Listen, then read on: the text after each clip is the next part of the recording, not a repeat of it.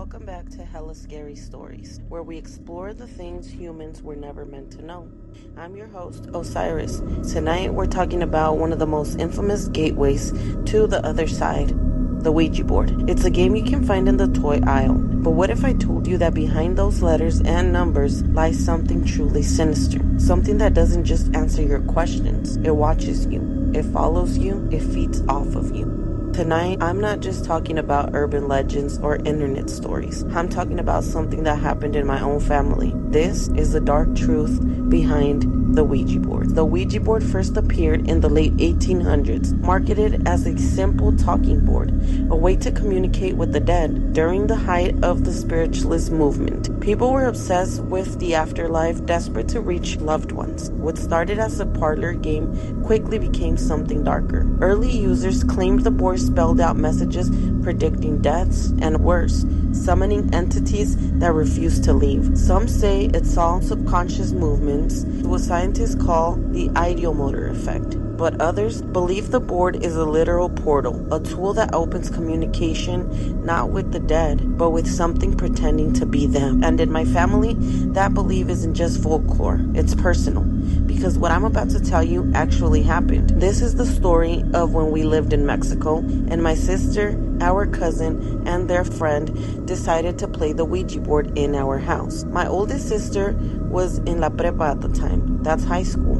And apparently, back in 1993, the Ouija board was the thing to do. Her group of friends were obsessed with it, even taking turns bringing it home. Well, one day, my sister, our cousin, and their friend brought the board to our house. Why my mom let them, I have no idea. At the time, I was just a baby, around 6 months old. My other sister, who was about 12, decided to watch them play. And because we're Mexican, she brought a little Virgin Mary statue with her for protection. Because you already know how we are when it comes to bad energies. Meanwhile, the others were covering the windows with thick blankets to make the room pitch black, as if playing the Ouija board wasn't demonic enough already. My mom took me and my 10-year-old cousin in another room. She didn't believe in that stuff. She probably thought it was harmless fun. When they started the session, hands on the planchette, asking questions, my cousin said, "Give us a sign that you're here. Use my body if you need to." Like, girl, what? My 12-year-old sister was sitting there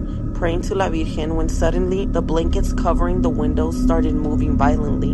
The wind was blowing in. But here's the thing. All the windows were closed, no fans, no AC, and then the Virgin Mary statue fell over on its own, like something was challenging it. Around that time, my mom had told my 10-year-old cousin to sneak up and scare them as a joke. But when he got close to the room, he saw those blankets moving all crazy and ran back to my mom in total fear. That's when my sister and cousin panicked and stopped the session. But they never closed the portal. They never said goodbye. After that, all hell broke loose. Paranormal activity got worse in our house, which was already haunted, and whatever they invited in that night followed my cousin home too. They never touched the board again, begged God for forgiveness, but the hauntings didn't stop.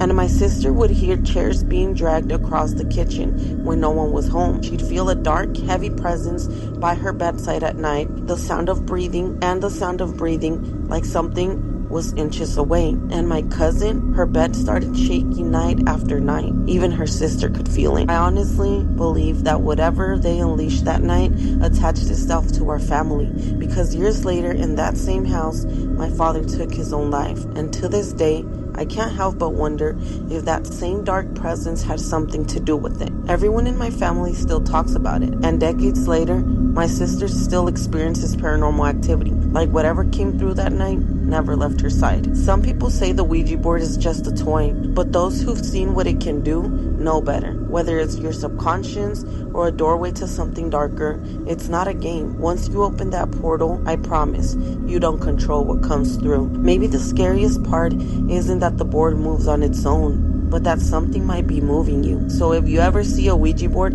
think twice before touching it. The planchette may seem innocent, the words may seem harmless, but behind those letters and behind that whispered hello could be something that's been waiting for you all along. That's it for tonight's episode of Hella Scary Stories. And if you ever had your own Ouija experience, something from the other side followed you home, let me know, because sometimes the scariest stories are the ones that are real.